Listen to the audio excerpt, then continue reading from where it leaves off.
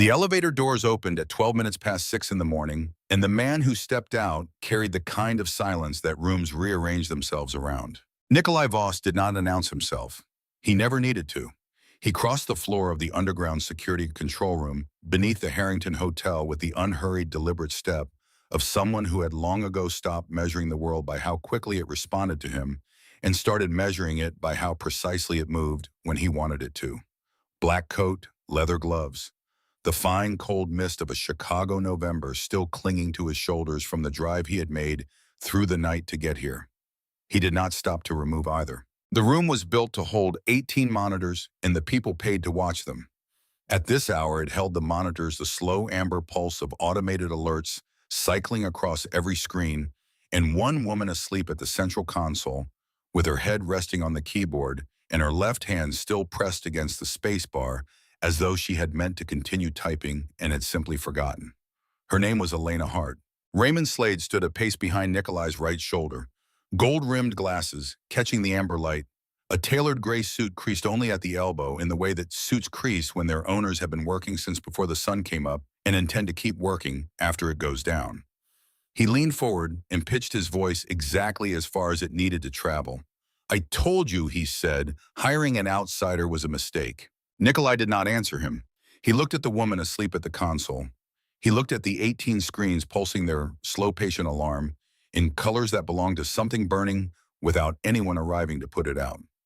He looked at the paper cup of coffee gone cold beside her right hand at the granola bar, with 2 bites taken from it, wrapper folded back down with the care of someone who intended to return to it and had not returned. He looked at all of it, and his eyes did not change, but something behind them did. Something old and settled that had been waiting a long time for a reason to surface. "Wake her," he said. "Now." A junior guard touched her shoulder. Elena Hart came up from the desk in layers, eyes first, then the slow recognition of walls, then the dry and painful return of sound. For 2 full seconds, she did not know where she was. Then she saw the black coat. Then she saw the man inside it. "Mr. Voss." She straightened. Her voice had the rough texture of someone who had not used it in hours. "I need to talk to you about the core authentication cluster. Your badge. 4 words. Right now. If anyone restarts the servers." He did not let her finish. He turned his head toward Garrett, his man by the door, 15 years of loyalty, standing in the posture of a former Army Ranger who spoke only when necessary. "Escort Ms. Hart out of the building. Her personal belongings will be forwarded." Elena stood. Her knees did not quite hold the first time. She did not beg. She did not explain. She looked at Nikolai once for a longer time, and he met it without flinching, and neither of them learned anything from the other in that moment that they would not have to pay for later. She stopped beside Caleb Marsh on her way to the door. Caleb was 24 years old and still nervous enough to stand whenever someone with authority walked past. She spoke low, clear, 6 words only. "Don't restart it." "Not anything." Caleb swallowed. He nodded uncertainly. Raymond Slade stepped up and laid a hand on the younger man's shoulder, warm and patient, the way someone quiets a frightened animal before a long journey. "She's been let go, son. Her words don't carry any weight now." The elevator rose, the doors closed, and in the amber-lit silence of the room below, Raymond Slade turned back toward the central console and waited.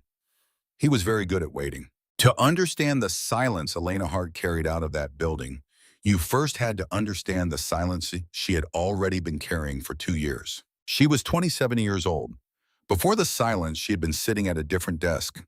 3rd floor, Chicago field office, cybercrime division, FBI.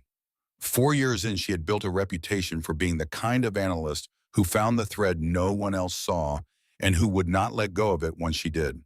Her supervisor had been quietly preparing her name for a lead investigator position.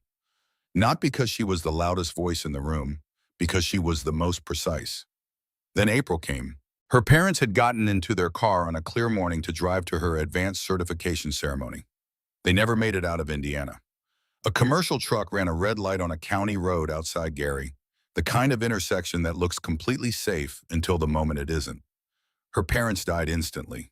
In the back seat, her 6-year-old sister Chloe survived with a fractured femur that would take 18 months of physical therapy to fully correct.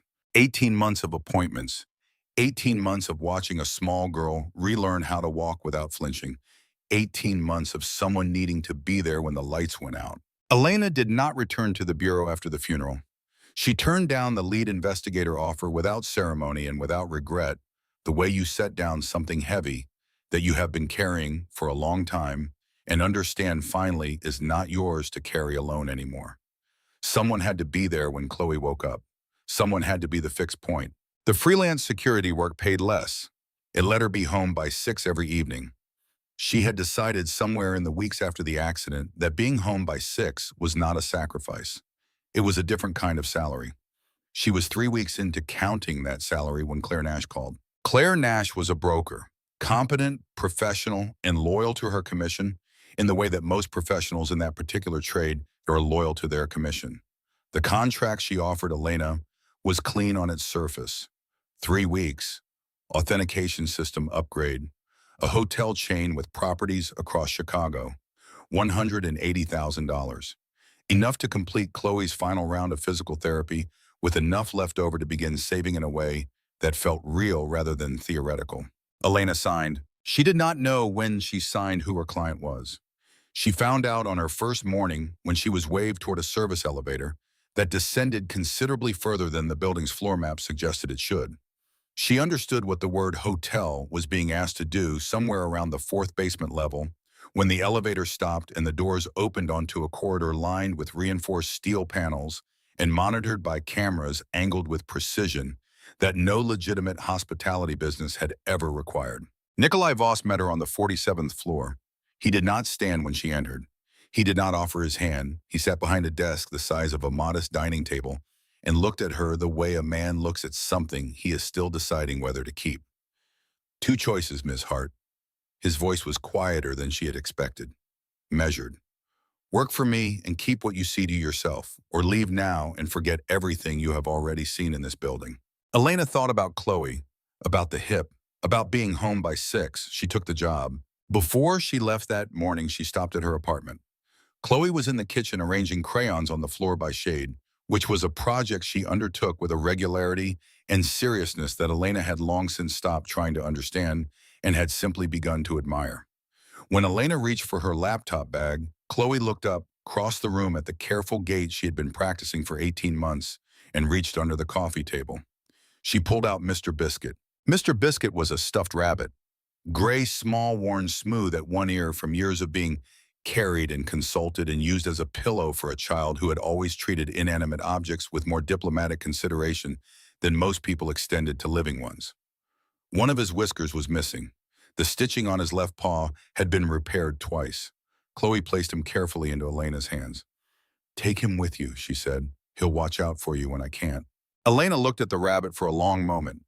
Then she slid him down into the bottom of her laptop bag, beneath the cables and the spare drives where nothing rattled and nothing could be seen, and where the small gray weight of him would sit for the next 3 weeks as the only thing in the bag that still felt entirely like home. The system she inherited at the Harrington was not a system. It was a sediment. 32 shell entities. Hundreds of millions of dollars in authentication traffic moving through the network every week, routed through relays patched by hand across nearly a decade and documented by no one in particular for no particular reason. It was the infrastructure of an organization that had grown fast and grown sideways and had been held together for years by the knowledge of a small number of people who understood which wires you could pull and which ones you absolutely could not. Raymond Slade was her point of contact. He walked her through the architecture with the ease of a man who had been the smartest person in this particular room for long enough that he had stopped wondering whether anyone else might be catching up. He was articulate. He was generous with his explanations. He smiled at the right moments. Elena listened carefully to everything he said and paid equal attention to everything he did not say. She noticed in that first week that he moved briskly past certain branches of the network, not avoiding them with the nervous energy of someone hiding something, but dismissing them with the casual authority of a man who had decided they were not relevant to her. A general sentence where she would have expected a specific number, a wide gesture at a server cluster where she would have expected him to pull up the access logs. Small things, the kind that only announced themselves to someone who had spent 4 years learning to read the spaces between what people showed you and what they kept just slightly out of reach. She did not conclude that Raymond Slade was lying to her. She did not conclude anything. She simply decided quietly and, without announcement, not to trust an inherited architecture until she had walked it herself. It was standard practice. You did not assume the map you were handed was accurate. You walked the territory. You drew your own map. You compared the two, and whatever the gap between them turned out to be, you treated that gap as the most important piece of information you had been given. For the first 2 weeks, she worked the surface. She did what Raymond asked and did it correctly. Underneath quietly, she began to map the sections she had not been shown. She was 3 weeks in when she found something that stopped her hands on the keyboard. It was small. It lived inside the authentication stream in the international processing queue, and it looked at first glance like nothing more than a cluster of routine verification requests moving through the system at ordinary intervals. But Elena looked at it the way she had been trained to look at things, not with her first impression, but with the silence that came after it. She sat with it. She looked at the spacing between the packets. She looked at the retry intervals. Real traffic had the texture of life. It was imperfect. It breathed. It made small mistakes and corrected them and made new ones. This did not breathe. This had the texture of something watching from a very still place and doing its watching with extraordinary patience. The spacing between the packets was too even. Not wrong enough to trigger an automated alert. Not wrong enough for a standard diagnostic to flag. Just fractionally, precisely, and possibly even in a way that no organic process ever produced. It was not trying to break the system. It was not trying to overload it. It was doing the opposite of all of those things. It was learning. It was walking the corridors of the system the way a careful burglar walks the corridors of a house they intend to return to, noting the locks, noting the lights, noting which floorboards held their silence. It was mapping interior routes. It was building very slowly and very quietly a complete understanding of a place it intended to own. Elena pulled the request logs back across 72 hours and read them the way she had once read field reports. She traced the path backward and found where the watching had started, a low-priority authentication relay at the edge of the network. The same branch Raymond Slade had walked her past in the first week with a wave and a general sentence. She reported it through the standard channel. Raymond arrived at her station within 20 minutes. He listened. He looked at the logs she placed in front of him with the careful attention of a man who took things seriously and expected to be seen taking them seriously. His face arranged itself into precise, measured calm. "Are you certain about this?" he said. "Mr. Voss has no tolerance for false alarms, Elena. You are 3 weeks into this contract. Keep watching it. Don't escalate to anyone else. I'll carry it up through the appropriate channels." She told him she understood. What she did not tell him was that a request to stay silent about a live security event, no matter how reasonably framed, was precisely the kind of request that 4 years at the Bureau had trained her to write down the date of and keep. She wrote down the date, she kept it. She did not conclude that Raymond Slade was the source of what she had found. She had no evidence pointing anywhere near him. But she made one quiet internal decision on the drive home. That night, she was not going to place the weight of the next 72 hours on the strength of his promise alone. The next morning, she began working in 2 layers. On the surface, she continued to do exactly what Raymond had asked. Monitoring, no escalation, no noise. Underneath invisible, she began to build her own defenses. The architecture fought her. There was no way to take the system offline and clean it. Hundreds of millions of dollars moved through it every week, and stopping that flow was not a technical question, but a catastrophic financial one that no one would authorize on the word of a 3-week contractor. She had to hold it upright while she worked inside it. She had to stitch it from the inside while the ship was still at sea and still carrying its full weight of cargo. It required absolute precision. It required the kind of concentration that left no room for anything else, not hunger, not fatigue, not the slow accumulation of hours without sleep that began to make the edges of the room move in ways they shouldn't. She ate from the vending machine in the stairwell. She washed her face in the staff bathroom near midnight. Twice each day, she stepped into the hallway and called home. "When are you coming home?" Chloe asked on the second night. "Soon, Bean. I'm fixing something very big." "Is Mr. Biscuit helping?" Elena looked at the hallway wall at the ventilation grate and the bare fluorescent light. He's working very hard, she said. Good, Chloe said. He's very good at his job. On the second night in the small hours when the building had settled into the stillness of a place that operates continuously, but requires no human presence to do so, Elena found the thing that put cold down the center of her spine. She found it buried inside the core processing cluster in a section of the authentication architecture that had not been modified in 7 years according to the logs, and that would have appeared completely unremarkable to any standard security review. It was a dormant trigger. She had seen one before once during a bureau case involving a financial network. A criminal organization had spent 4 years preparing to loot in a single coordinated action. The principle was simple and elegant and extremely difficult to detect. You embedded a mechanism deep inside the system's core operations somewhere no one looked because no one had any reason to look there. You tied it to a single ordinary action, a routine procedure the system's own operators perform regularly automatically without thought. A restart. Server clusters were restarted constantly. For maintenance, for updates, for performance issues. The moment anyone in that control room issued a restart command for the core authentication cluster, the dormant trigger would activate. Every defensive layer Elena had spent 36 hours building would collapse in the same instant. The back door that she had found watching, learning, mapping the corridors of the system from its patient foothold would open. The authentication core would fall in approximately 7 minutes. She pulled up a new document and began to write. She wrote the technical documentation first. Page by page, time-stamped and annotated a precise record of everything she had found and everything she had built in response to it. The final page she wrote by hand, larger than the rest, underlined twice, pressing hard enough that the pen left an impression in the page beneath. Do not restart. This is not a performance issue. This is a trap. Call my number first. EH. She saved the folder to sec.root.handover. She saved it in 3 places. Her plan was simple. She would go upstairs at first light. She would take the folder directly to Nikolai Voss, not to Raymond, not through any intermediary, directly to the man whose empire was sitting on top of a 7-minute countdown that no one in the building knew existed except her. She lowered her head to the desk at 4:47 in the morning just for a minute, just to let her eyes rest for 60 seconds before she began the walk upstairs. At 12 minutes past 6, the elevator released a soft tone, and the steel doors parted, and Nikolai Voss stepped out. He did not ask what the monitors were showing. He did not let her finish a sentence. He looked at the woman asleep at the central console, and the rule he had made at Owen's graveside stood exactly where it had always stood, and he gave the order. His younger brother Owen had been 24 years old when he died on the concrete floor of a warehouse in Gary, Indiana. Owen had wanted to be an architect. He had kept a sketchbook.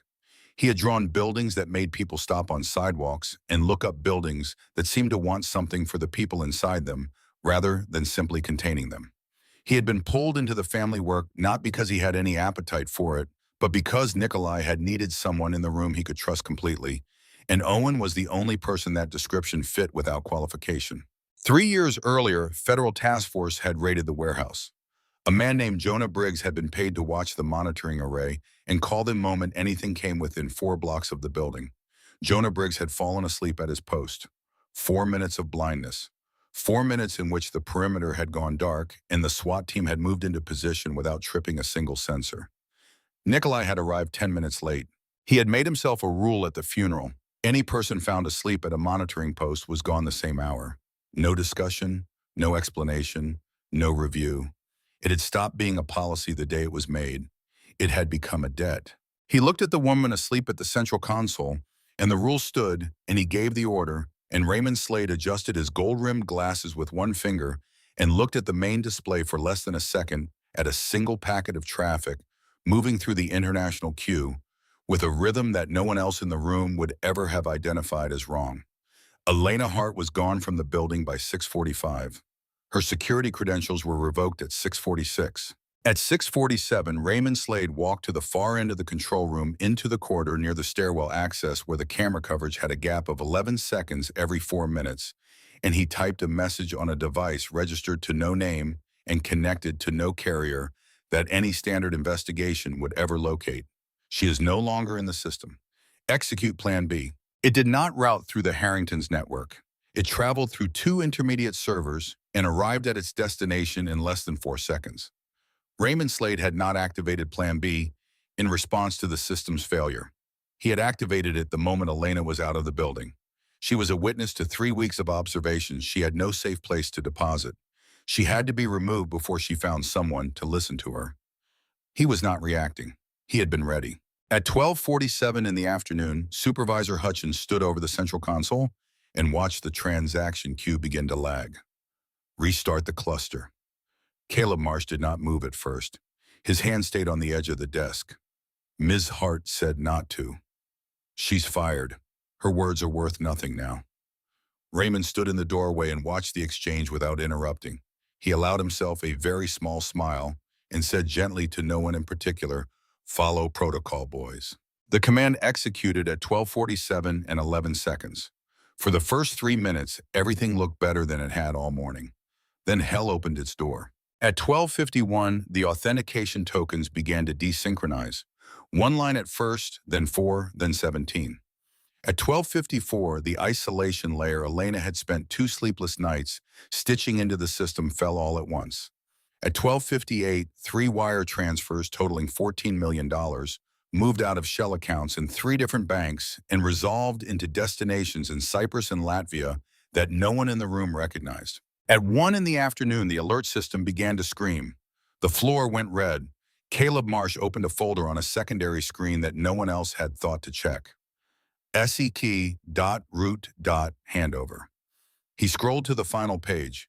He read the last line aloud, loud enough for the whole room to hear. "Do not restart. This is a trap. Call my number first." The silence that followed was the kind that belongs to a room that has just understood something it cannot take back. Nikolai Cross walked into the control room 10 minutes later. His face had gone to stone. Caleb Park raised his hand, trembling. "Only Ms. Hart, sir. She's the only one who understands the architecture she built." Nikolai picked up his phone and called the number at the bottom of the page. No one answered. He crossed to the elevator. "Get the car. Rhodes' home address. Now." He walked to the elevator. The doors closed on Raymond, still standing there, his eyes darker than the room around him. He opened a different application on the same device. A small green dot moved across a map of the Gold Coast. A GPS tracker he had slipped under the wheel well of Nikolai's SUV 6 months earlier. He did not move against them directly. Not yet. Elena Hart did not remember the Uber ride home. She remembered the driver asking whether she preferred the expressway or the lakeshore route. She did not remember which words she said in response. The rest of the ride was gray glass and the dull sound of her own pulse in her ears, and the exhaustion of someone who has been operating at the limit of their capacity for 36 hours and has nothing left to spend it against. The apartment on Lakeview was small and kept with the methodical neatness of someone who had learned that when the outside of your life goes loose, the inside of the place where you live is one of the few things that remains entirely within your control. Nora Hale, who was 60 and lived at the end of the hall, was sitting in the kitchen chair with a cup of tea and a crossword puzzle when the door opened. Chloe came off the sofa at a run and wrapped her arms around Elena's waist. Nora looked at Elena's face for 3 seconds and asked no questions. She touched Elena's shoulder on her way to the door. "There's soup in the refrigerator, honey. I'll come back at 6. Elena thanked her. She showered without turning the water hot. She sat on the edge of the sofa. Chloe climbed up beside her and arranged a blanket across her legs with the deliberate seriousness of someone performing a ceremony of significant personal importance. Elena's eyes closed. She was asleep inside 40 minutes. The doorbell rang at 1:15 in the afternoon. Elena came up through the last layers of sleep, half convinced it was Nora. She crossed the living room with Chloe's blanket, still trailing from one shoulder, put her eye to the peephole and looked at 2 men in dark coats standing in the hallway. The one in front was broad, mid-40s. He had already arranged his face into the expression of someone delivering reasonable news in a reasonable way. She opened the door to the width of the chain. "Miss Hart." The accent placed him somewhere in Eastern Europe. "My name is Victor Selek. I represent a private investment group. We understand you were treated very unfairly this morning. $500,000 paid immediately for answers to some technical questions. Architecture and access points. Nothing that would put you at legal risk." "What access points?" "The Harrington Network, the authentication relay on the northern branch." You signed an NDA with a criminal organization, Miss Hart. An NDA with a criminal organization is not an NDA. She started to close the door. His foot came forward into the frame. Think about your sister, he said. Think about what $500,000 means for her. From the hallway behind her, Chloe's voice thin and curious. Savvy, who is it? Something changed in the man's face. Not much. A fractional tightening around the eyes that lasted less than a second. He murmured something low to his partner in a language Elena recognized as having no business being spoken in the hallway of a residential building on a Tuesday afternoon in Chicago. There's a child. She used the half-second he gave her. She slammed the door hard through both deadbolts, took Chloe by the hand and moved. The bathroom was the only interior room in the apartment with a locking door. She had reinforced the frame herself 6 months earlier. Old habit from the bureau, a lesson from a case in which a witness had been killed 40 feet from a protective detail because the one room in her apartment that locked had a standard residential frame that a determined person could defeat in less than 4 seconds. Elena had replaced the frame with a steel-reinforced interior door mount and had never mentioned it to anyone because it was the kind of thing that, when you explained it to people who had not done the math the way you had made them look at you differently. She pulled Chloe in. She locked the door. She sat on the edge of the tub with Chloe between her knees and her back against the door. Outside, the knocking came again, politely at first, then not. Chloe was shaking. She was not crying. She pressed her face into Elena's shoulder, and after a moment, she whispered almost inaudibly, Savvy, where's Mr. Biscuit? Elena's mind went to the laptop bag, the bag she had dropped on the sofa when she came in. She heard the soft, precise sound of a pick working against the deadbolts. A voice from behind the door, patient and conversational. A brief phone call, Miss Hart. That's all. You can be done with this by 2 o'clock. Then from somewhere outside the apartment, and closer than it should have been, 2 gunshots. Clean, close together. Suppressed but unmistakably what they were. Then nothing. Then footsteps heavier than the ones that had been pressing against the door. A voice. Calm. Measured. Ms. Hart, it's Voss. She unlocked the bathroom door slowly. Nikolai Voss stood in the center of the living room. His black coat was marked with blood that did not belong to him. A Sig Sauer with a suppressor rested in his right hand, lowered to his side, in the manner of someone who has finished the particular task the weapon was needed for. 2 men lay near the entry. One of them was still making a sound. Nikolai stepped over to him without breaking his stride and removed the weapon from his reach, and the sound stopped, and the room was still. His eyes found Elena. Then they dropped. They dropped to Chloe, who had come out from behind her sister and was standing in the center of the living room, in mismatched socks, holding Mr. Biscuit against her chest, with both arms looking up at the tall man in the dark coat, with the focused, unafraid attention of a child who has learned to read situations faster than the adults around her expected. Something moved across Nikolai's face. It was brief. He put it away.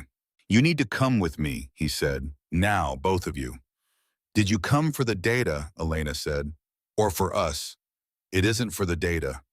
The system is compromised, 14 million out and climbing. I know. My folder is still in the console.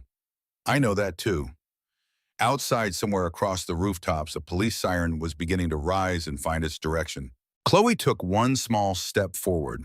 She looked up at Nikolai the way she looked at things she was genuinely trying to understand, with no performance in it, in no fear, simply the clear-eyed assessment of someone who had not yet learned to pretend that the most important question was also an impolite one. She tugged once at the hem of his coat. Mister, she said, are you a good person or a bad person? Nikolai Voss looked down at her.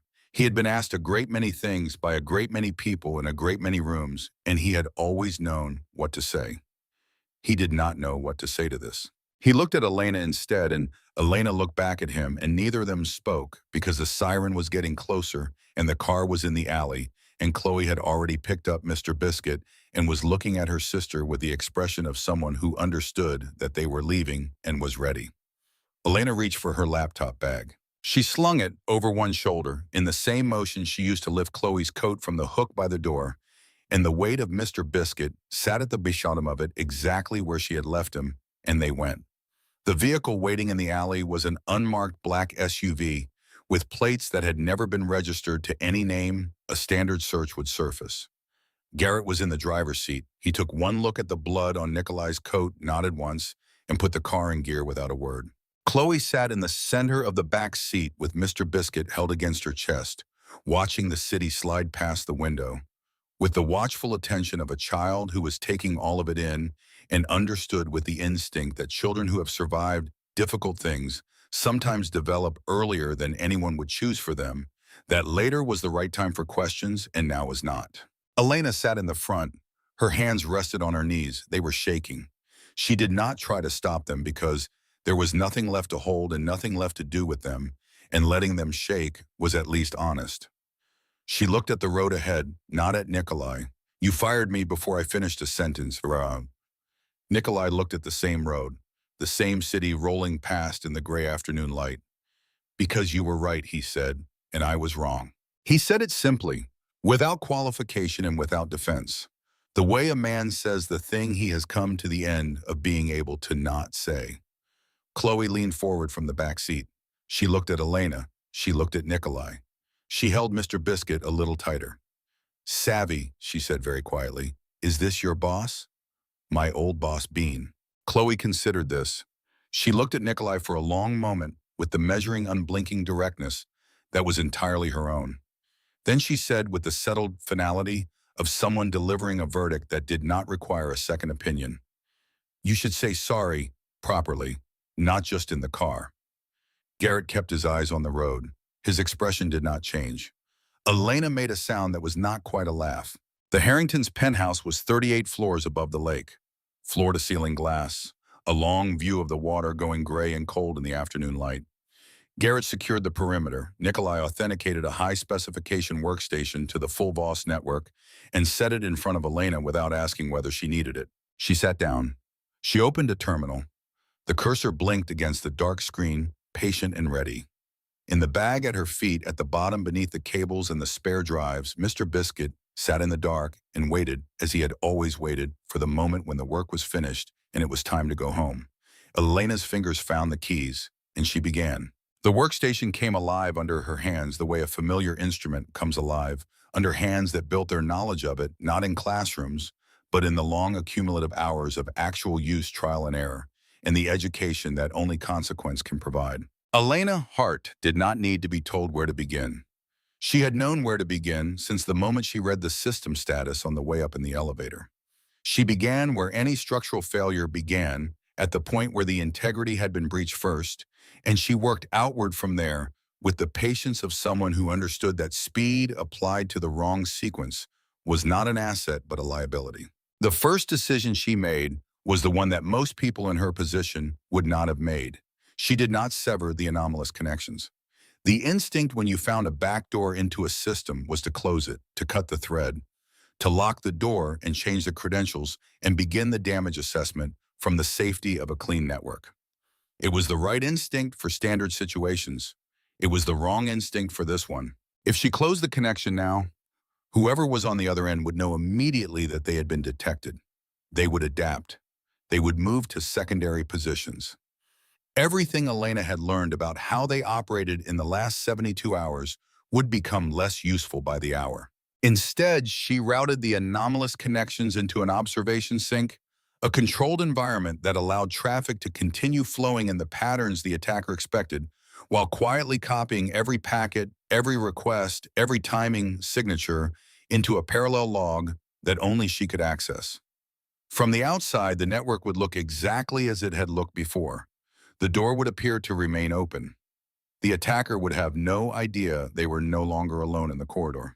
Then she began to build the mirror pathway, a second authentication route that would handle legitimate transaction traffic while she worked on the primary architecture. She handed the coordination role to Caleb Marsh, operating remotely from the control room. She could hear in the pattern of his responses that he was frightened, but he was precise, and precision was considerably more useful than composure. Nikolai stood behind her. He did not speak. He did not intervene. He placed an espresso cup beside her right hand without comment at some point after the second hour. She registered it in her peripheral vision. Only after her fingers found the handle on their own did she notice that it had been pulled correctly, the crema thick and unbroken. The cup warmed before the water went through exactly the temperature and density she would have chosen if she had been the one making it. She did not know what to do with the fact that a man in a blood-marked coat had pulled an espresso with that level of care and attention, so she did nothing with it and drank it and kept working. She was on the 17th of the 23 configuration changes when she found it. It was not loud. It did not announce itself. It was a digital fingerprint, the signature left behind by the specific SSH key that had been used to plant the dormant trigger inside the core processing cluster. Every key in the system generated a unique hash, a mathematical signature as individual as a thumbprint. Elena copied that hash into a private file on her workstation and kept working through the remaining 6 configuration changes. She did not yet know what it would tell her when she ran it against the right database. She knew only that she had it time-stamped and reproducible, the kind of evidence that made no claims the numbers did not already support. By the time she leaned back from the workstation and felt for the first time in more than 70 hours without real sleep, the actual shape of her own exhaustion, the bleeding had stopped. Not completely, not permanently, but the most immediate crisis had been stabilized. The system was not healed, but it was no longer actively dying. Nikolai set a glass of water in front of her. Drink. She drank. He sat in the chair across from her. The lamp caught the line of his jaw and the stillness of a man who had run out of things to do with his hands and had not yet found a comfortable relationship with that condition. "Why did you go straight home?" he asked. "After I dismissed you. Why didn't you go somewhere safer first?" "Because I didn't trust you not to send someone after me. I needed to be near Chloe before you got there." A pause. He did not look offended. He looked as though the answer confirmed something he had already suspected about the kind of person she was. "I would not have done that. You fired me before I finished a sentence. I had no basis for believing anything about what you would or wouldn't do." He was quiet for a moment. Then, "Do you want to know why I reacted the way I did?" She looked at him. He told her about Owen. He told her the way a man tells a story he has told no one. Not because there was no one he could have told it to, but because the act of telling it would have required him to hold it at arm's length from himself long enough to find words for it. 24 years old, a sketchbook he carried everywhere, buildings that made people look up, pulled into the organization not because he was suited for it, but because Nikolai had needed someone he could trust without qualification, and Owen was the only person that description had ever fully applied to. Gary, Indiana, a federal raid, a man named Jonah Briggs who had fallen asleep for 4 minutes. 4 minutes in which the perimeter had gone blind and the task force had moved into position. Nikolai had arrived 10 minutes late. He said it plainly, 10 minutes late. That was all, and that was everything. "I made myself a rule at the graveside," he said. "Anyone asleep at a monitoring post. No discussion, no exceptions." He looked at the middle distance between them. "By the time you came up from the desk that morning, I had already decided what I was going to do, before you said a word." Elena sat with it. She turned it over the way she turned evidence over, not looking for the judgment it produced, but for the complete shape of it. The thing she had read as cruelty in the control room was not cruelty. It was grief that had hardened over 3 years into the form of discipline and presented itself as policy, because policy was something a man could maintain, and grief was something a man could only survive. It did not absolve him. It explained him. And the explanation was not nothing. "Raymond Slade conducted the internal review after Owen died," she said. "It was not a question." Nikolai looked at her. He concluded exhaustion. No evidence of anything else. The organization accepted it. She did not say anything to that. She picked up her espresso cup, found it empty, set it down, and turned back to the workstation. "Get some sleep," she said. "I need 4 hours, and then I need to show you something." In the guest room, Chloe had arranged Mr. Biscuit on the pillow with his worn ear facing outward and was speaking to him in a low, earnest voice in the tone children reserve for confidential conversations with advisors whose counsel they take seriously. Elena stood in the doorway for a moment and watched her sister's shoulders move with the even rhythm of her breathing. She had not cried since Gary, Indiana. She had not allowed herself to. It was not that she believed grief was something to be controlled or managed into a more convenient shape. It was that she had understood sometime in the weeks after the accident that the version of herself that Chloe needed was not the version that came apart.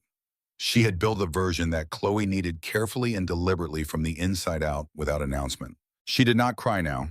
She turned away from the door and walked to the small room Nikolai had pointed her toward, and she was asleep before she had made any decision about it.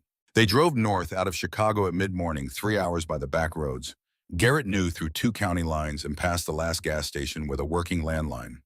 The property sat inside 40 acres of land, recorded under a trust with a name that belonged to no person any standard search would surface.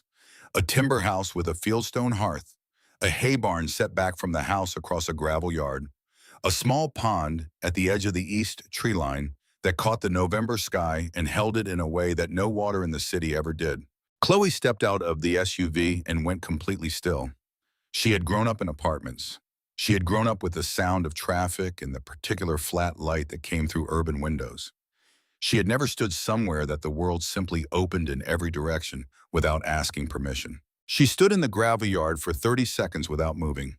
Then she walked directly toward the fence line of the neighboring dairy farm and introduced herself into the large black and white cow standing nearest the post with the gravity and formality of someone establishing a relationship they intended to maintain long-term. "Her name is Miss Buttercup," she informed Elena when Elena came to stand beside her. "How do you know her name?" Chloe looked at her sister with the patient tolerance of someone who understood that not all questions required answering. Miss Buttercup accepted the introduction without protest. She was later informed with some ceremony that she was to consider herself Mr. Biscuit's first country friend. Elena set up her command post in a second-floor room facing the tree line. Satellite uplink, 3 monitors, cold storage backup in a steel case under the desk. She ran the continued cleanup, remotely maintained the observation sink, and began the slower and more demanding work of pulling together everything she had found into a form that could be presented without relying on her own interpretation as the load-bearing element. The evidence had to stand on its own. It always had to stand on its own. On the second evening, Nikolai found Elena at the kitchen counter with a cup of coffee that had gone cold in her hand, looking at the tree line through the window above the sink. "Tell me about your brother," she said. He stood in the doorway for a moment. Then he came and leaned against the counter beside her, not close, just within the same orbit of the same view. And he told her things about Owen that he had not told anyone because there had been no one to tell them to who would have understood why they mattered. The sketchbook, the buildings, the way Owen had laughed at his own drawings when they came out wrong, not with frustration, but with the genuine, uncomplicated delight that Nikolai had spent 15 years trying to remember clearly enough to keep it from fading. He should have been an architect, Nikolai said. Every building he drew wanted something for the people inside it, not just to contain them. He would have been remarkable. Elena turned her coffee cup in her hands. "Why did he come into the organization?" "Because I asked him to." A pause. "Because I told myself it would be temporary. Because I believed I could control the terms of everything I touched, and Owen trusted me more than he trusted his own judgment, and I used that." He looked at the window, at the tree line going dark against the early evening sky. "He died on a concrete floor in Indiana because I needed someone in the room I could trust, and he was the only person the description fit." Elena looked at him for a long time, not at the man in the black coat, at the person underneath it. "He's still in you," she said. "The buildings he would have drawn, the way he laughed. That doesn't go away because he did. You don't know that." "My parents are still in me," she said. "Not as weight, as reason. Every decision I've made since Gary, Indiana, they're the reason for it. They didn't stop being present because they stopped being alive. They changed form." She looked back at the window. "That's different from being gone." Nikolai was quiet for a long moment. Then Chloe appeared in the doorway in her pajamas carrying Mr. Biscuit and a sheet of drawing paper in both hands. And the moment ended the way moments of that kind often end. Not with resolution, but with continuation, which is its own kind of resolution. She laid the drawing on the counter between them with the careful reverence of a painter presenting a commissioned work to a patron who had been waiting. A tall man, a woman with yellow hair, a small girl, a gray rabbit, all 4 standing in a line holding hands beneath a sky Chloe had colored in 3 shades of blue that did not occur in nature but that somehow produced exactly the right impression of safety. "Mr. Voss," she said, pointing with complete certainty at the tall figure. "That's Savvy. That's me. And this is Mr. Biscuit." She looked at Nikolai. We're a team. Nikolai looked at the drawing for a long time. He did not say anything. Elena did not say anything either. The cold coffee sat untouched between them. I'll hang it in my office, he said. Chloe's eyes widened. Really? Really? She ran off to find more paper with the purposeful energy of someone who had just received a significant professional commission and needed to get started immediately. Elena looked at the drawing still lying on the counter. She looked at the tall figure standing at the edge of it, at the careful, deliberate way Chloe had given him a hand to hold. She did not say anything about it. Some things needed only to be left where they had been placed and allowed to mean what they meant. She found it at 4:11 in the morning on the third day when the sky outside the tree line was still fully dark and the house was completely still around her, and the only light in the second-floor room was the blue-white glow of the monitors. She had been running the gate analysis for 40 hours. 200 archive profiles drawn from years of Voss organization security footage, elevator feeds, parking garage recordings, executive floor cameras fed into the bureau toolkit she had kept updated for 2 years out of the same habit that had led her to reinforce the bathroom door and keep the contact for every former colleague whose professional judgment she trusted. Old tools did not become useless simply because you had stopped using them professionally. They waited. They remained available. And sometimes in the middle of a November night in a timber house in Wisconsin, they returned everything you had put into them. The top match came back at 87% confidence. The name beneath the match was Raymond Slade. She sat with her hands on the desk for a long time. The sky outside the window had started to show the first gray suggestion of something that would eventually become morning. She ran one more check. She pulled the digital fingerprint she had copied from the back door's SSH key on the night she stopped the bleeding, and she ran it against the internal key vault of the Voss organization's authentication architecture. 2 strings of characters. She set them side by side on the screen. The hash was identical. She pulled the access logs for that key going backward as far as the system's retention policy allowed. The first activation had occurred 3 months earlier.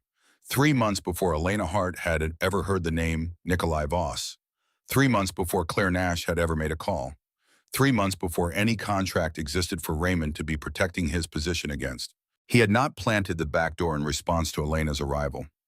He had planted it before her arrival and had been managing its presence ever since. Her hiring had not been, from his perspective, a threat to an existing plan. It had been a complication to one, and the decision to have her removed from the building had not been improvised but anticipated.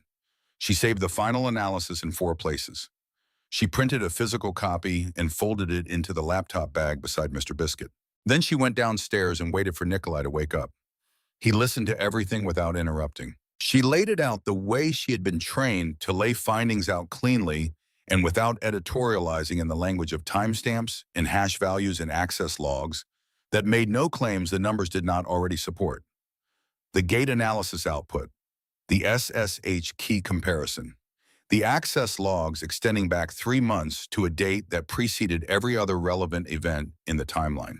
She presented it in sequence, each piece building on the one before it, each piece standing independently, so that the conclusion did not rest on any single element, but on the convergence of all of them.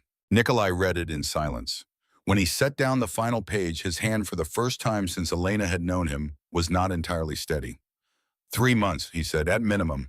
That's only as far back as the retention policy goes. I had dinner with him every Sunday for 3 years. Elena did not answer. She looked out the kitchen window at the barn where the November morning light was just beginning to find the ridge of the roof. The night Owen died, she said carefully. Raymond Slade conducted the internal review. He concluded exhaustion. He told you Jonah Briggs fell asleep because he pulled a long shift. Nikolai looked at the table. He used Owen to fire me, she said. He knew your rule. He knew exactly where the wound was. He pressed it at the right moment, and you reacted the way he needed you to react. And I was outside the building before I could hand you the one piece of information that would have changed everything that happened afterward. She paused. He didn't just betray you, he used your grief as a weapon. The pen in Nikolai's hand bent slightly under the pressure of his grip before he registered that he was holding it and set it down. He was quiet for a long moment, containing something with considerable effort.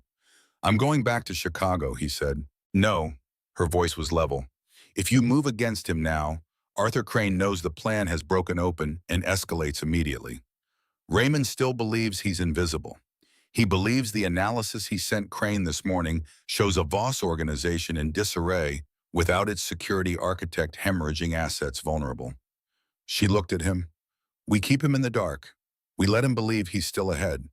We control the tempo. Nikolai looked at her across the kitchen table. 1 second passed, 2, then he nodded.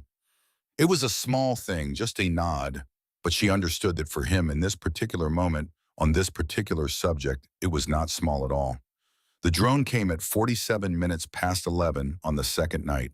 It was a commercial quadrotor modified painted flat black, flying a slow surveillance grid at treetop height along the northern edge of the property.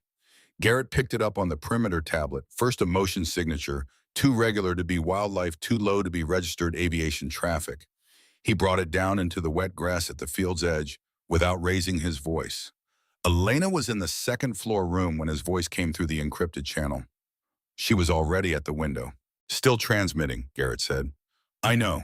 She looked at the fallen shape in the grass, the slow blinking of its status light, the GPS transmitter, still broadcasting its position to wherever its operator was watching. Bring it to me. What she did not tell Garrett was that the drone was not a problem. Not primarily.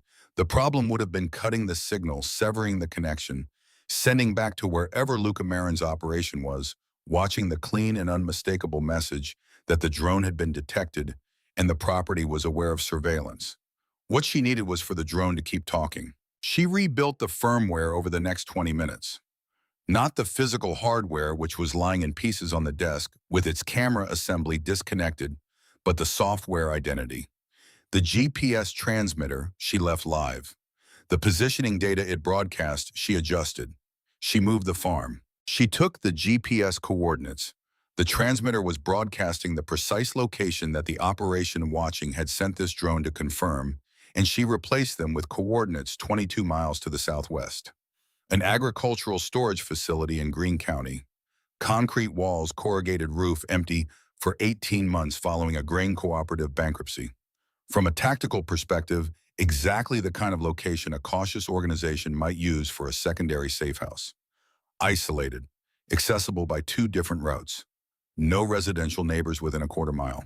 She set the transmitter broadcasting the new coordinates and handed the drone's rebuilt signal back to the network it had come from. From that moment forward, wherever the watching operation was located, the screen showed the target at a building in Greene County that currently contained nothing but November cold. She told Nikolai. He moved 12 men to Greene County before 3 in the morning. The man who had stood in Elena's doorway and introduced himself as Victor Selleck was in fact Luca Marin, a name that appeared on no public record but that Garrett's contacts in 2 cities confirmed within 4 hours of his capture. The alias had been competent. The man behind it had not been in the end competent enough. Luca Marin's team arrived in 2 vehicles at 6:40 in the morning. The engagement was brief and entirely one-sided. 2 of Crane's men were killed in the open. 4 surrendered. Luca took a round through the thigh and was in the back of a van before the Echo had finished crossing the empty field. The interrogation took 2 hours. Elena was in the farmhouse kitchen with Chloe, who was explaining the migratory patterns of crows to Mr. Biscuit with the authority of someone who had been conducting research in this area for some time. Elena sat across the table with her hands around a cup of coffee and answered the encrypted channel updates from Garrett in responses of 3 words or fewer, and did not allow anything she was hearing to change the expression on her face. Luca Marin had told them 2 things. The first was that Raymond Slade had been operating for 8 months as Arthur Crane's primary intelligence source inside the Voss organization. This was confirmation of what Elena had already proven. It added nothing to the evidence she had built. The second thing was different. Raymond Slade had not come to Wisconsin following Crane's operational plan. Crane's plan had been the drone, the surveillance, the confirmation of the target location, and a coordinated extraction of Elena Hart and everything she knew about the Voss network architecture. Clean, targeted, professional. Raymond had modified the plan on his own. His position within the Voss organization was collapsing. He had no access to the network anymore. He had no cover story that would hold past the next serious review. What he needed was a credential, a proof of value substantial enough to buy him a new position on the other side of the account he had been building. He had decided to bring Chloe. Elena set down her coffee cup when Garrett finished relaying this. She set it down carefully without spilling it, without making any sound that would carry to the 6-year-old on the other side of the table, who was now explaining to Mr. Biscuit that crows could recognize individual human faces and hold grudges across multiple years. Understood, Elena said into the channel. 3 words. She told Nikolai that evening when Chloe was upstairs. She told him plainly because he was not a man served by softening. He stood at the fireplace with his back to her for a long time after. He's coming here, he said. The real here. Yes, Crane doesn't know the real location. Raymond does. He was here for your father's birthday in the summer of the year before Owen died. He knows the deer path through the north tree line. Nikolai turned from the fireplace. His face had gone to the stillness that Elena had come to understand was not the absence of feeling, but its maximum concentration, all of it drawn inward to a single cold point. I'll handle it, he said. Not alone, not without Garrett, and not tonight. She looked at him steadily. He'll come in the small hours. We have time to prepare. They prepared. The perimeter sensors were redistributed to cover the deer path. Garrett took up a position in the loft of the hay barn before midnight, where the angle and sight lines gave him what the farmhouse could not. The electricity to the exterior junction boxes was routed through a manual cutoff that could be tripped from 2 locations inside the barn. Chloe had woken at 3 in the morning and could not go back to sleep. It happened sometimes more often since Indiana and Elena had learned that the cure was not the attempt to recreate the conditions of sleep, but the simple acknowledgement that the night sometimes had other ideas. She had wrapped her sister in a barn coat 2 sizes too large and walked her out to the hay barn, where the smell of dried grass and old wood had a quality that the house for all its warmth could not produce. Chloe had settled into the corner behind the large storage box with Mr. Biscuit in her arms and her back against the wall, and had been looking up through the gap in the loft boards at the strip of sky visible there, asking questions about stars that Elena was answering as accurately as her own knowledge permitted when the power went out. Every light on the property died at once. The perimeter alarms went dead with them. Elena's body moved before her conscious mind had finished processing the sound of the circuit cutting. She pressed Chloe gently downward behind the storage box, put her back against the wall beside her, and drew the Glock 19 from the back of her waistband. She had been carrying it since Wisconsin, old habit reformed. The footsteps on the barn floor were careful, deliberate, the footsteps of someone who understood the value of silence and was very good at producing it. Then the voice, calm, nearly conversational. Miss Hart, you know how this ends. Come out and I'll make sure the child gets back to the city safely. You have my word. Elena did not move. Raymond, her voice was level. Did you kill Owen Voss? A pause. The assessment of how much truth was tactically useful. Owen Voss died in a federal raid, Raymond Slade said. Jonah Briggs fell asleep. These things happen in this kind of work. You paid Jonah Briggs. A longer pause. I created the conditions, Raymond said. Briggs made his own choices. I simply made certain those choices were available to him at the right moment. A pause that had been rehearsed many times before this night. Owen's death was the price of entry. It bought me 3 years inside the most profitable criminal organization in the Midwest. It was business. It was never personal. Elena heard what happened in that sentence. Not the words, the architecture of them. The practiced way a man produces a justification he has rehearsed for a long time without the slight hesitations that genuine reflection creates. He had said these words to himself before, many times. She raised the Glock. She stepped through the door. She fired, and the shot went wide by 4 inches, and Raymond moved fast, faster than she had expected, and his return shot grazed the outside of her left arm with a heat and impact that spun her sideways and dropped her against the nearest hay bale. Her left arm would not do what she asked it to do. Raymond crossed the floor. He was 3 steps from the storage box when Chloe's voice came from behind it, very small, trying very hard not to shake. Savvy. He changed direction. He had his hand extended toward the edge of the storage box when the shot came from above. It came from the loft. It came from Garrett, who had been in position for 4 hours, and who fired once without hesitation, with the clean and deliberate precision of a man who had been trusted with exactly this kind of decision and had never yet made the wrong one. Raymond Slade dropped in the middle of the step he had been taking. He did not complete it. The barn went completely still. Elena crossed the floor on her knees because standing was not immediately available to her, and she reached around the back of the storage box and she found Chloe, and she pulled her into her chest and she held her. Chloe had not made a sound in the 60 seconds since the shot. She made one now, a single long broken breath that came from the place where children store the things they have been too frightened to let out until the danger is gone and only the aftermath remains. I was so scared, Savvy. I know, Bean.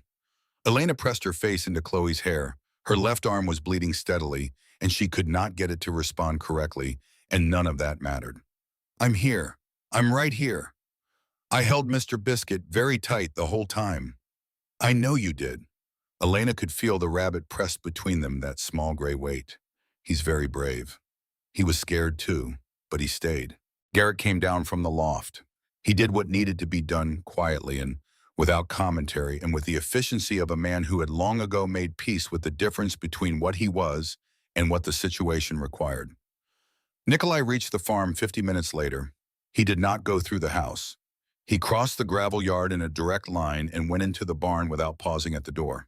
Elena was sitting against the hay bale with her back straight and her left arm pressed against her side and Chloe in her lap, both of them wrapped in the horse blanket Garrett had found on the far wall.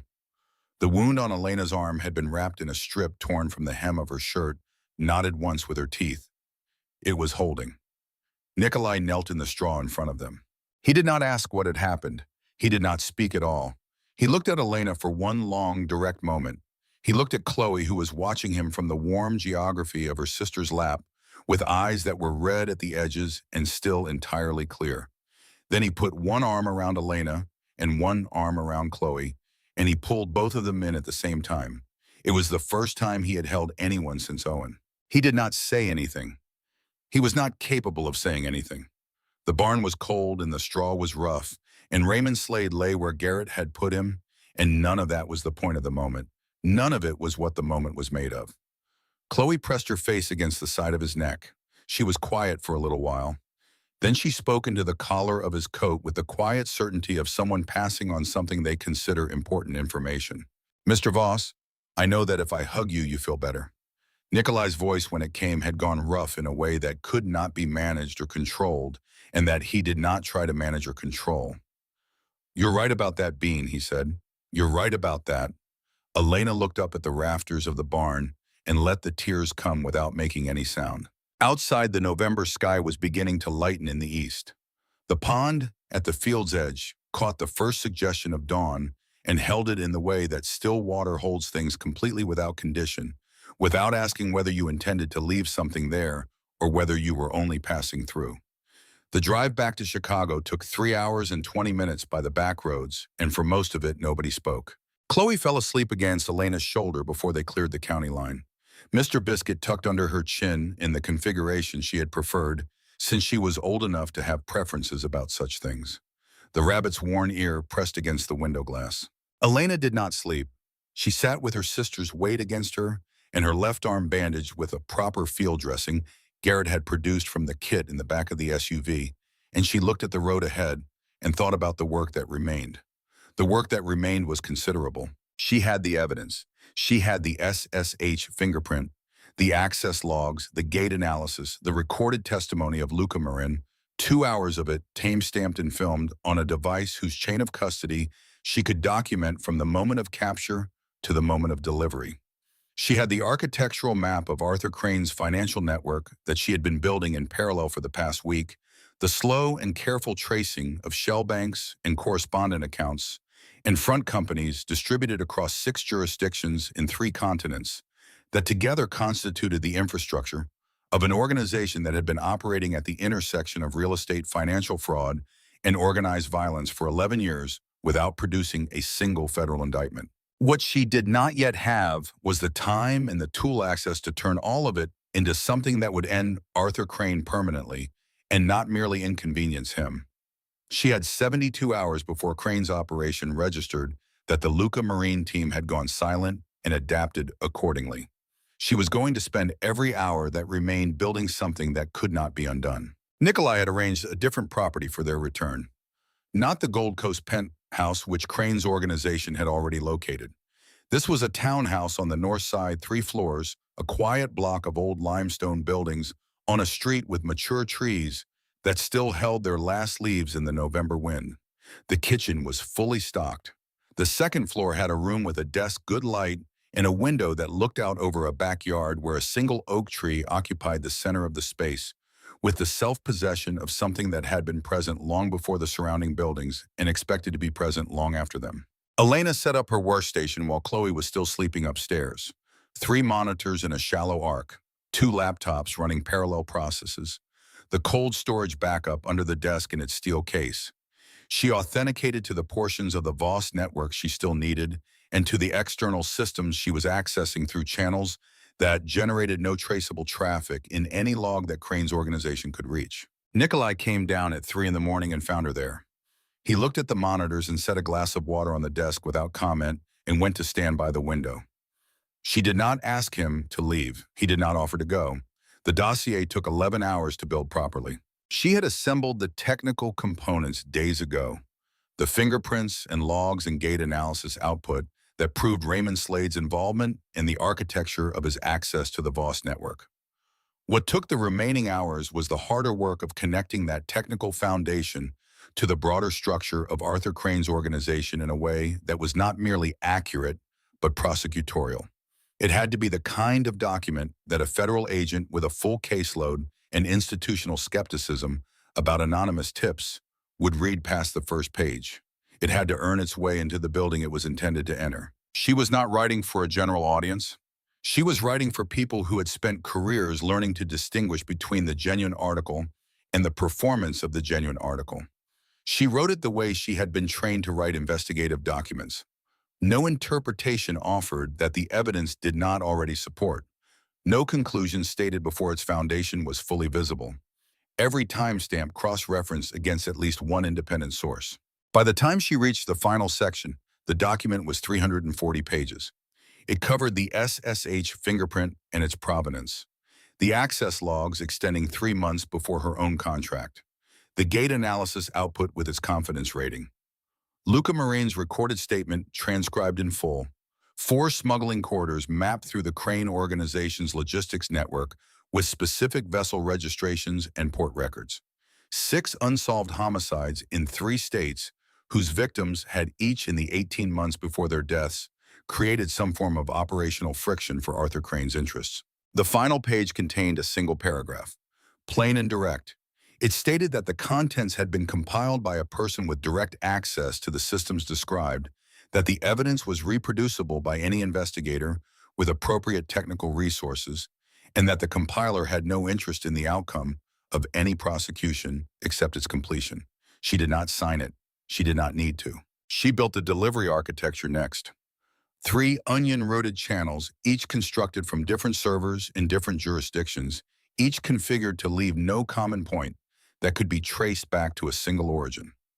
The document would arrive in 3 FBI field office inboxes simultaneously, specifically the Financial Crimes Unit, the Organized Crime Unit, and the Assistant Special Agent in charge, whose name she had pulled from a public court filing from 2 years ago, in which he had been identified as the supervising agent on an investigation into Crane-adjacent financial activity that had been closed for insufficient evidence. She added 2 more copies routed through separate channels to 2 journalists, one at the Chicago Tribune, one at ProPublica, reporters whose bylines she had tracked across the past 3 years and who had a documented history of sitting on sensitive material until they had independently verified enough of it to be certain before publishing.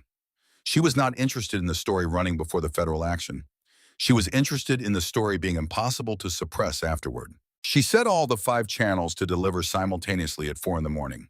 Then she turned her attention to Arthur Crane's money. She had been inside the edge of his financial network for a week. Not inside the core, not touching anything, not leaving any trace of her presence that a competent security review would surface. Just watching, learning the rhythms and the architecture, the way she had learned to watch the anomalous traffic in the VOS authentication stream by sitting with it until it stopped looking like static and started looking like structure. Crane's operation distributed its liquid assets across a network of 12 primary holding positions. a shell bank in Malta that existed on paper as a private wealth management firm and in practice as a transit point for smuggling proceeds. Correspondent accounts in Cyprus, a cluster of front companies incorporated in Panama whose nominal purpose was import logistics. A cryptocurrency custodian in Luxembourg, registered as a rare metals futures broker. A brokerage in Miami whose compliance officer had retired 4 years ago and had not been replaced. The total liquid position across all 12 locations as of her last observation was $312 million. She had been planning for 60 hours what she was going to do with it. Nikolai came and stood behind her at some point in the second hour of that night. She could feel him there. She did not turn around. "If I do what I'm planning to do," she said, "some of this will go to places it can't be retrieved from." "Crane's money," he said. $312 million. A pause.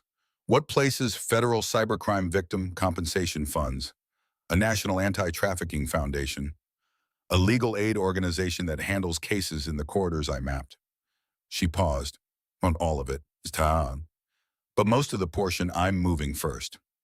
The silence behind her lasted long enough that she turned to look at him. He was watching the screens. His face held the expression of a man reassessing the dimensions of something he had thought he already understood. "You're giving it away," he said. "I don't need the money." She turned back to the keyboard. "I need Crane to stay broken. Losing cash destroys an organization faster than losing bodies. It kills the one thing that bullets cannot reach: the confidence of the people underneath him. The money is what keeps lieutenants loyal. The moment it stops arriving, they start calculating their own survival, and those calculations never favor the man at the top." She pulled up the first transfer window.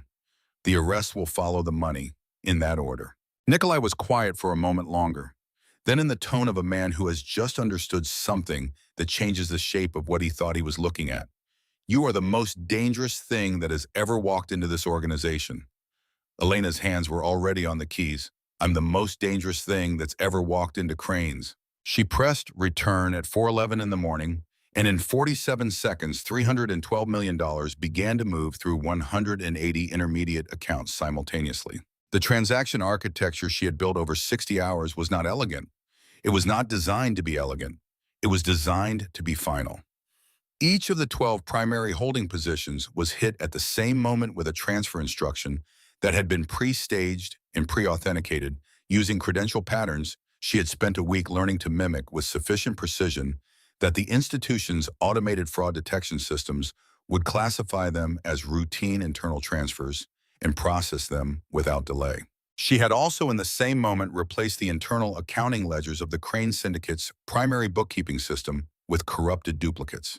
Not visibly corrupted, subtly corrupted in the specific way that forensic accountants and federal investigators had the training to identify and that casual internal review would not catch for weeks. Every outbound banking relationship the Crane Syndicate maintained was severed at the correspondent level simultaneously, quietly, without announcement, using termination codes that would appear to each institution as a routine administrative closure initiated by the account holder. In his office in Milwaukee, sitting at his desk at 4:18 in the morning, because Arthur Crane had always kept the hours of a man who slept very little and trusted no one else to watch the instrumentation of his operation, the primary balance monitor on his internal network ran to zero. Elena listened to nothing. The room was completely quiet. The monitors showed clean confirmation messages in sequence, one after another, each one representing a door closing behind something that would not be coming back. The FBI delivered the dossier to 5 intended recipients at 4:11 in the morning. The first federal warrant was signed at 6:40. By 7:15, 3 separate task forces were coordinating a simultaneous raid across 6 Crane Syndicate locations in Wisconsin and Illinois. Arthur Crane was taken out of his bedroom at 7:49 in the morning in handcuffs in the state of a man who had built a considerable portion of his identity on the certainty that he was too careful and too well positioned to be reached by the mechanisms of ordinary accountability, and who had just discovered that certainty was a very different thing from truth. 3 of his lieutenants offered cooperation to the federal prosecutors before noon. They were not coordinating with one another. They had each independently done the same calculation, looked at the same empty balance monitors, in the same frozen accounts, in the same absence of the financial infrastructure that had been the only real reason any of them had been in this room in the first place, and arrived at the same conclusion.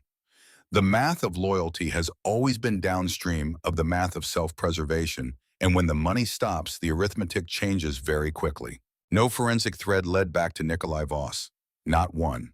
The onion routes had done exactly what she had built them to do. Nikolai watched the morning news from the kitchen of the Lincoln Park townhouse with a cup of coffee he had made himself. The newscast had a field reporter standing outside the Milwaukee office building that had served as the public face of Crane's real estate operation behind him, a cluster of federal vehicles, in the organized activity of an early morning raid that had gone exactly as planned. Elena sat at the end of the counter. She had not slept since the barn.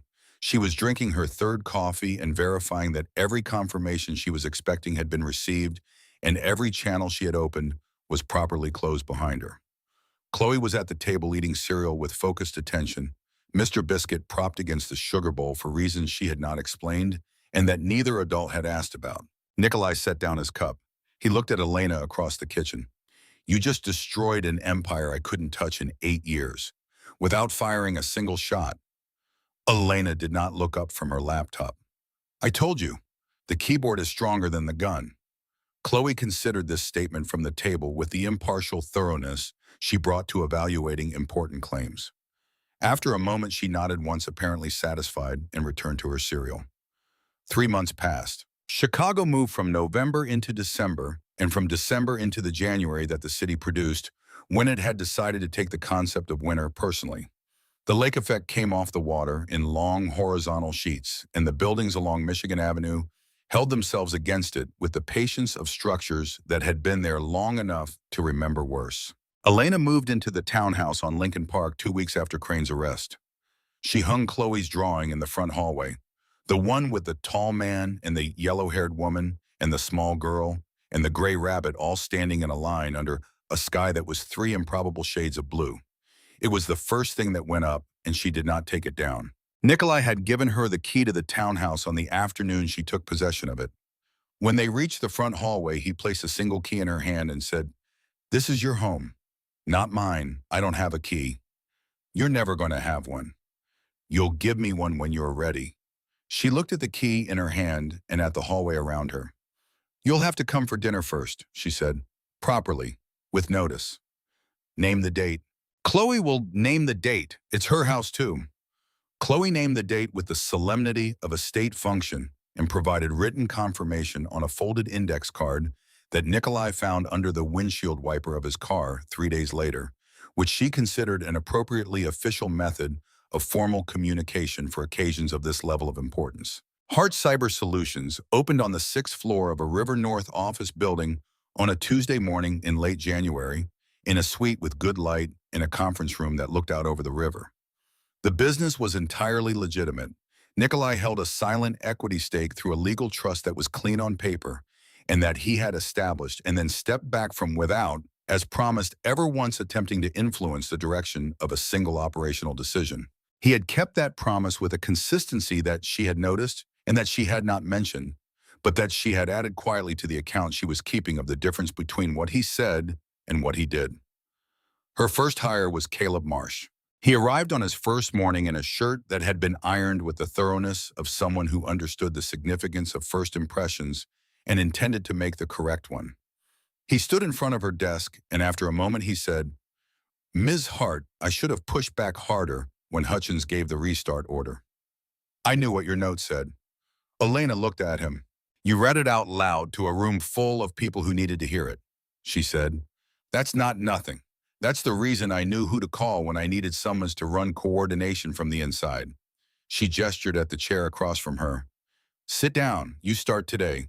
Don't apologize for things that weren't your fault." He sat. He had, she noted, brought his own coffee, which suggested a level of professional self-sufficiency she appreciated. Chloe started at a small private school 6 blocks from the townhouse in the second week of February. Thick front doors, a security arrangement that Nikolai had funded through 3 institutional layers of separation so thorough that the school's administration believed the contribution came from a family foundation, which was not entirely untrue, depending on how broadly one defined the word family. Chloe made 3 friends by the end of her first week, By the end of the second week, she was teaching all three of them how to check whether the classroom lamps had been dusted recently, which her teacher noted in a progress report as evidence of unusual observational development, and which Elena read with an expression that Nikolai, looking over her shoulder, recognized as the one she wore when she was trying not to smile. It was on a Thursday morning in early March, 3 months and 4 days after Arthur Crane had been taken out of his bedroom in handcuffs, that the message came. Elena was at her desk at Hart Cyber Solutions with the second cup of coffee of the morning and a network security audit for a commercial bank client that was due by noon. The message came through an encrypted channel she had built herself and shared with exactly three people. The sender field was blank. The routing was clean. The message was 9 words. Crane gave one last order before they took him in. "You still have a shadow behind you. Watch the photographer." She read it twice. She forwarded it to Nikolai's private handset without annotation. Then she sat with her hands on the desk for a long time, looking out the window at the river below, at the cold gray water moving under the bridge, with the patient continuity of something that had been moving in the same direction since long before any of the events of the past 4 months. Crane had been careful. She had always known he was careful. Careful men plan for outcomes other than the ones they intended, and the most careful among them planned specifically for the outcome in which they lost. Nikolai's investigators had a name and a face within the hour. His name was Declan Farr, 34 years old, originally from Boston. He operated as a freelance contract worker, the kind of contract that was never written down and never disputed, because the parties to it understood that the mechanisms for dispute resolution in their field were considerably more direct than litigation. He came with a professional reputation, careful, thorough, and completely reliable in the execution of whatever task he had accepted payment to complete. His cover in Chicago was a freelance photography portfolio, the kind of thing that explained why a man spent long periods of time standing in public spaces with a long lens pointed in various directions. 3 weeks. He had photographs of Elena's morning route from the townhouse to the office. He had photographs of the coffee shop on Wells Street where she stopped on Tuesday and Thursday mornings. He had photographs of the block outside Chloe's school taken from 2 separate angles on 3 separate mornings. He had a series of photographs of the townhouse front door taken at intervals that precisely mapped the household's morning rhythm. He did not have photographs of Nikolai. He had photographs of Elena and of the school and of the coffee shop. She understood what this meant immediately because she had been trained to understand it and because she had spent the past 4 months in close proximity to the way an intelligent man thought about questions of strategic damage. Crane had not ordered Declan Farr to kill Nikolai Voss. Killing Nikolai would have been a professional satisfaction for a man who had just lost $312 million and his freedom simultaneously, but it would not have been the most damaging thing available to him. Nikolai was accustomed to threats.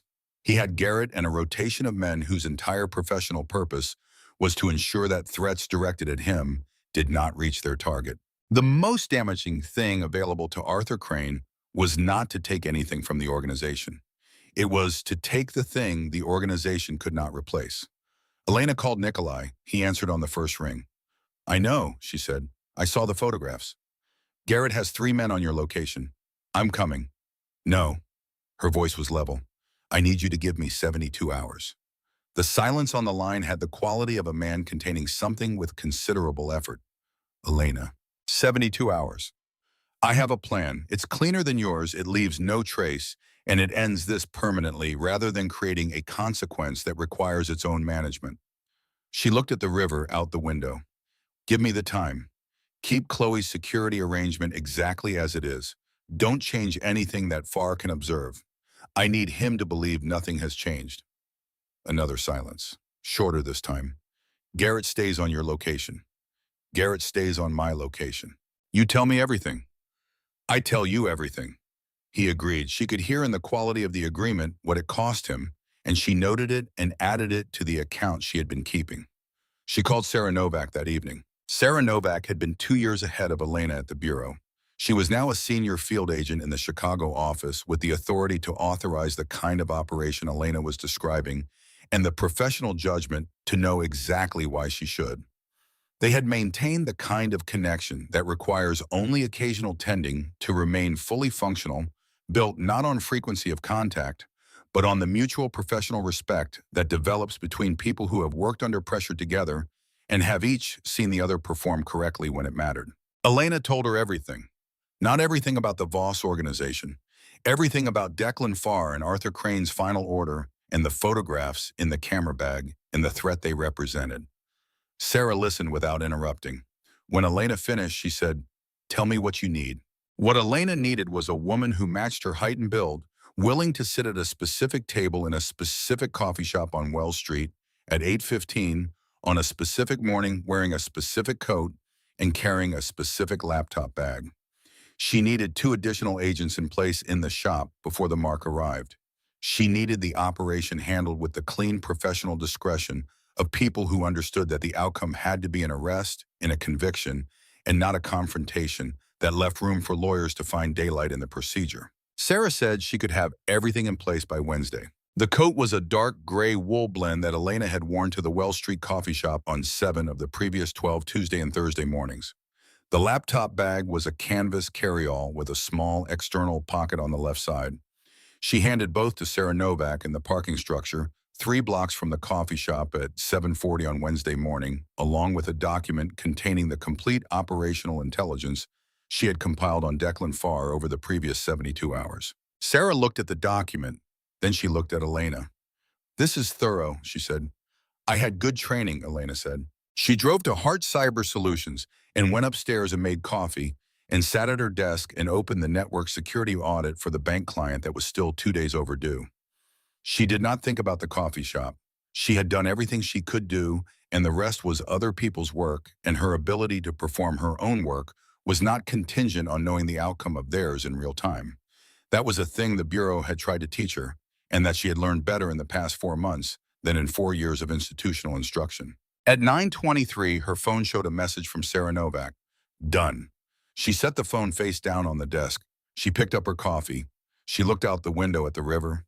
Then she turned back to the bank audit and kept working. Declan Farr had, in his processing of his own survival calculation, begun to cooperate with the federal prosecutors before the transport van reached the Dirksen building. He gave up the cash courier operation in St. Paul. He gave up the money laundering pipeline running through a dental supply distribution company in Rockford. He gave up 3 men in Milwaukee who had been waiting in a secondary position for instructions that would now never come. The second federal sweep followed within a week. What it was complete. The parts of the Crane syndicate that the first raids had not reached were folded into the second like the last rooms of a building, being systematically emptied one space at a time until there is nothing left inside but the structure itself, and the structure itself is no longer standing. Garrett was in Nikolai's office at the Cross Meridian when the confirmation came through. He read the summary on the encrypted channel and set the device down on the corner of the desk and looked out across the gray March rooftops of the Loop. Then he turned to Nikolai, who was sitting behind his desk with the stillness of a man who had been waiting for this particular piece of information for longer than he was going to say. "Boss," Garrett said, "Miss Hart just finished what your whole team couldn't start in 8 years, without losing anyone." Nikolai was quiet for a moment. He was looking at the drawing on his office wall, the one with the 4 figures in a line under a 3-shade sky. He had hung it the morning after they left Wisconsin, while the rest of the organization was still managing the immediate consequences of the previous 72 hours, and he had not moved it since. "I know," he said. He said it in the tone of a man confirming something he had already understood, for longer than the current conversation, something that had been resolving itself with increasing clarity over weeks and months of proximity and observation, and the kind of knowing that does not arrive as a single moment, but accumulates gradually and then all at once. "That's why I love her." It was the first time he had said it in another person's presence. Garrett nodded once with the minimal acknowledgement of a man receiving information he had already filed under known facts some time ago, and did not say anything further about it, which was precisely the correct response, and the one Nikolai had known he would receive. That evening, Nikolai walked into the florist on Clark Street and asked for every yellow tulip they had. There were 43 of them. He bought all 43. Elena had mentioned yellow tulips exactly once. 6 weeks earlier at the kitchen counter of the Lincoln Park townhouse on a Sunday afternoon, when neither of them had anywhere to be, and Chloe was at the table with her drawing materials, and the quiet of an ordinary afternoon had settled over the house like something they had not expected and were not sure yet how to accommodate. She had been looking at the neighbor's window box across the street, at the dried stems of whatever had been planted there in the fall, and she had said half to herself and half to the window that she had always thought yellow tulips were the most honestly optimistic flower because they chose a color that made the claim of spring before spring had any obligation to show up and honor it. He had filed it, the way he filed everything that mattered. Elena opened the door of the townhouse with the kitchen towel still in her hand. She saw the tulips. She saw his face. She did not ask a question because she had already understood the answer, and the understanding of it sat in her chest with a weight and a warmth that she had stopped pretending several weeks ago was simply professional regard or appropriate gratitude, or any other reasonable category she had initially tried to place it in before the evidence made those categories untenable. Chloe appeared at the top of the stairs, looked at Nikolai, looked at the tulips, looked at her sister's face with the rapid reading of a child who had been watching adult emotional weather patterns long enough to develop a reliable forecasting instinct. She gathered Mr. Biscuit from the stair post where he had been resting. "We're going upstairs," she informed him in the tone of someone communicating important logistical information to a valued colleague. "The grown-ups need to talk." She went upstairs. The staircase door closed behind her with the precise, deliberate softness of someone who had closed a great many doors in her 6 years of life and understood the difference between the kinds. Nikolai stood in the front hallway with 43 yellow tulips and the wordlessness of a man who has arranged something in his mind many times and finds standing in the actual moment that the arrangement he prepared does not survive contact with the reality of the room and the person in it. He said, "Elena, and then stopped. She put one finger very gently against his mouth, not to silence him, to give him permission not to perform the version he had been rehearsing. "Don't rehearse," she said. "Just say it." He looked at her for a moment. Then he said it, plainly without qualification, without the careful phrasing he brought to most things he said in rooms where the words had consequences. "I love you. I didn't know what that word meant before you. I'm not going to ask you to say it back. I just needed you to know." Elena looked at him the way she looked at things she was genuinely trying to see completely, with no performance and no hurry. "I love you too, Nikolai." She took the tulips from him, her hands finding his in the transfer. Probably since the night at the farm, probably longer. He did not move.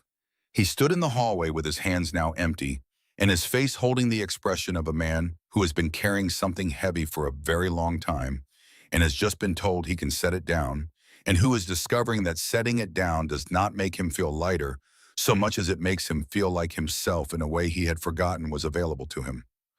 Upstairs, Chloe made a small sound of satisfaction that suggested her forecasting had proven accurate. 6 months passed. Spring came to Chicago the way spring always came, not gracefully and not without negotiation, but with the determination of a season that knew the city had been waiting for it and was not going to be rushed on that account. The lake threw off its gray February surface and became something else, something that caught the early April light and held it in a way that made people stop on the lakefront path and look at the water with the expression they reserved for things that had returned after an absence long enough to have been doubted.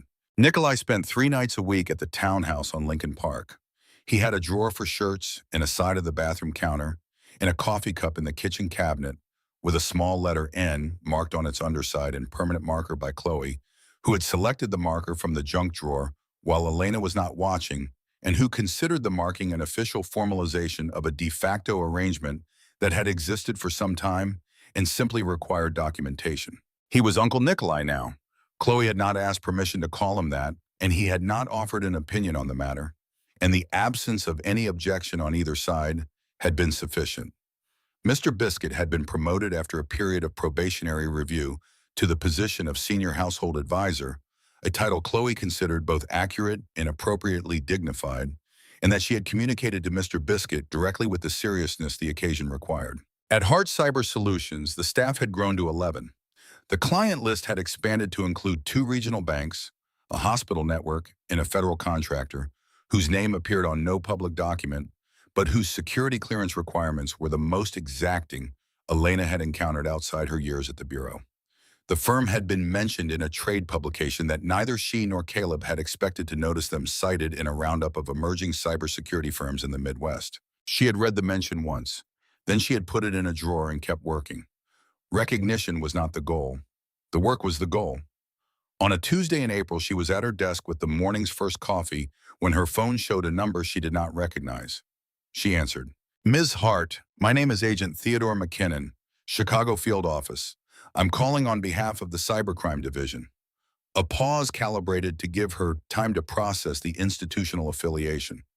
"I want to be very clear about the nature of this call. We're not investigating you. We're not building a case. We have no interest in your current professional arrangements, whatever they may be." Another pause. "We're interested in your availability as a consulting resource, case-by-case basis, paid at the consulting rate, completely above board, the kind of thing that goes on a resume." Elena sat back in her chair. She looked out the window at the river. "I'll think about it," she said. "You have my number." She ended the call and sat for a long moment with the phone face down on the desk.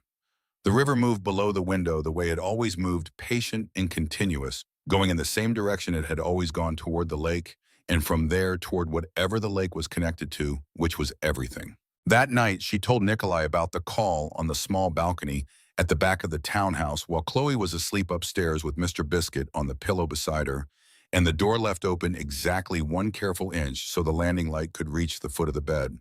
The Chicago sky held the city's lights and sent them back as a kind of warmth. Not the warmth of stars which were invisible behind the ambient glow, but the warmth of a place that was inhabited and occupied and attended to by people who had decided to be here and had built something in that decision. "Do you want to do it?" Nikolai asked. She considered the question with the same attention she brought to questions worth answering properly. "Part of me does. It's not going back to what I was. It's being asked to use what I am now." She looked at the street below. "Part of me is afraid." "Which part is bigger right now?" "I don't know yet." She turned her coffee cup in her hands. "But I'm glad that I was asked. That's the part that matters tonight." "Whatever you decide," he said. "Oh, I'm here. I know." The silence that settled between them was the kind that belongs to people who have stopped needing to fill it, who have learned through the education of the past several months that the space between words is not empty, but full of the accumulated evidence of everything that has been said and done and survived and chosen. Below the balcony, the street was quiet. A dog walked past with its owner, both of them moving at the unhurried pace of creatures with nowhere particular to be. A light in the house across the street went on in an upstairs window and then off again. The oak tree in the backyard held its early spring leaves against the April air, with the easy confidence of something that had been doing this for decades and expected to be doing it for decades more. Inside upstairs, a small gray rabbit kept watch on a pillow beside a sleeping child with one worn ear, facing outward, and the steady, patient attention of a creature who had been present through all of it, and who, whatever came next, intended to remain exactly where he was. Elena sat with her hands around her coffee cup and her eyes on the street and the quiet certainty of someone who has built what she set out to build, who has paid what she set out to pay, and who has arrived finally and without fanfare at the place where the next thing begins. She did not know yet what the next thing would require of her. She knew she was ready for it.